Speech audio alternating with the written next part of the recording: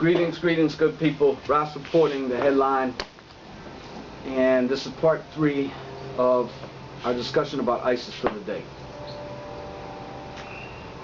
Analysts say a massive propaganda push in recent years saw Bashar Assad positioning himself as an alternative to the terror group.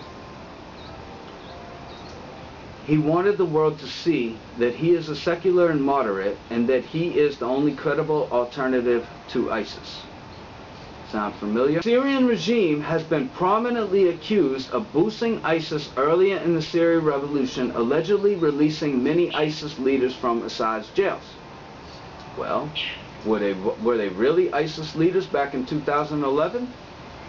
Were they called ISIS leaders back in 2011? Did ISIS exist in its current form in 2011? Western intelligence sources and activists told the Daily Telegraph that ISIS militants had been ordered released to fight the FSA and other anti-regime groups in order to persuade the West the uprising is terrorist-led. Apparently, the whole thing was a big propaganda campaign by Bashar Assad. At least that's what they're positioning this as. I mean, what a joke. I mean, you go in there to take over the man's country, and you don't expect that he's going to fight back? As the curtains close on 2014, analysts said the U.S.-led war against ISIS may transpire into a major unintentional boost for Syrian regime forces next year. Chuck Hagel, who's now been dismissed, added that Washington was pursuing a long-term strategy opposing any role for Assad in the future of Syria. A month after his comments were made, he was ousted. Most significant change occurs in U.S. foreign policy towards Syria soon. In 2015, we'll see a continuous widening of ISIS operations in that country. Why is that? 200,000 lives that have been lost. And what is it really about? Well, Bashar Assad had an interview where he stated he wanted the 1967 borders reinstated for the Palestinian people. I think in another report I said 1969. I'm correcting that now. Syrian officials cite ISIS is spread across Iraq and Syria as proof that they have been battling against terrorists, not protesters or oppositional forces. So based on that statement, we know that those released inmates were certainly not considered to be as ISIS extremists at the time. In other words, he didn't release ISIS fighters, and he gave them an ultimatum. Same thing that the CIA has done. U.S. thought about possibly joining the Syria. Well, somebody said something, and Assad said, "Hey, let's do it." Of course, the U.S. shortly after said that there's not even a chance in hell. In an attempt to refocus on Assad, senior White House officials in November said he must be removed in order for ISIS to be defeated. Really? You have to remove him to defeat ISIS? Because as far as I remember, ISIS wasn't there before Bashar Assad. Oh, by the way, with this, you know, people that say that considering ISIS to be on the side of Assad is delusional, you know, maybe they missed the boat. But they need to go recheck, you know, their math, recalculate, refigure their research, because they have no clue what they're talking about, really. Iran and Iraq have signed an agreement for Iran to train, advise, and assist Iraqi forces. Iraq considers it a strategic necessity. They say we do not see any other option. This came amid growing Pentagon concerns over the separate efforts of Washington and Tehran to support the Baghdad government of new Prime Minister Abadi. In early December, the Pentagon warned Iraq of the potential threat to the U.S. air campaign against ISIS, following reports that Iranian F-4 Phantom jets had bombed ISIS targets in northeastern Iraq. Air Admiral John Kirby said, "We do have indications that they did," meaning Iran has flown airstrikes over the past few days.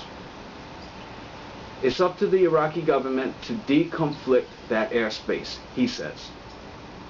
A senior Iranian official later denied to Reuters that Iranian warplanes had conducted any airstrikes in Iraq. So what a shame is this? Iran is not allowed to go and strike ISIS. Pentagon says there's growing involvement of Shia Iran in Iraq will undermine efforts to promote Sunni Shia unity in Iraq and derail plans to organize a national guard. The Iranian regime is moving to exert influence beyond comfortable taking over military, they say they're comfortable taking over military action. There is no one to restrain Tehran and the rise of ISIS, which views Shiites as apostates. So now, you know, Iran is trying to take out ISIS. The U.S. military is saying no, and they're putting them in the same sentence as ISIS. So as we've already reported, I mean, the whole gig is that, hey, everything's black and white. You either get this, a bunch of people getting their head cut off, or you get the Rothschilds, you know, controlling everything. In November, Iranian warplanes launched several airstrikes against targets in eastern Iraq, pushing back ISIS militants who had neared a self-declared buffer zone that Iran established along the border. It was the latest example of how Iran is expanding its military and political influence in Iraq. Military group is also a byproduct of the Gulf Arab states. This is what it states right here. ISIS, the military group, is also a byproduct of the Gulf Arab states. Just throw that right in there. Well, Iran, as far as I'm concerned, is isolated. Everybody else around them has joined forces. The Jordanians, Saudis, Qatar, Arab Emirates, all these people have joined forces. Iran's the one that's isolated. The Shiites are the majority in Iraq, but since its independence in 1932, the country has been ruled by Sunni minority until the U.S. invasion in 2003. Iran will do whatever is necessary to keep a friendly Shiite-led government in power in Baghdad. Well, can't blame him. Maliki, as prime minister in 2006, struggled to remain in power and became more dependent on Iran. It says Maliki was a reliable ally to Iran who allowed Iranian fighters over Iraqi territory to transport weapons and manpower to shore up Bashar Assad's regime in Syria after a popular uprising in 2011. So we can see how Maliki was removed. General Qasem Soleimani, commander of the Quds force of the Iranian Revolutionary Guards Corps, directed Iranian-trained Shiite militias, including the Baghdad Brigade and the League of the Righteous, two notorious militia responsible for widespread atrocities against Sunnis in the event against ISIS. With a weak and corrupt Iraqi military, the militias have proved crucial in stopping ISIS's advance. Well, again, you have to wonder, what is wrong with that? In recent months, U.S. officials say Tehran has provided tons of military equipment to the Iraqi security forces and been secretly detaining surveillance drones from an air base in Baghdad. Of course, we reported that Iran has the control over the Baghdad region. In late December, the Revolutionary Guards commander, Brigadier General Hamad Takari, was killed by a sniper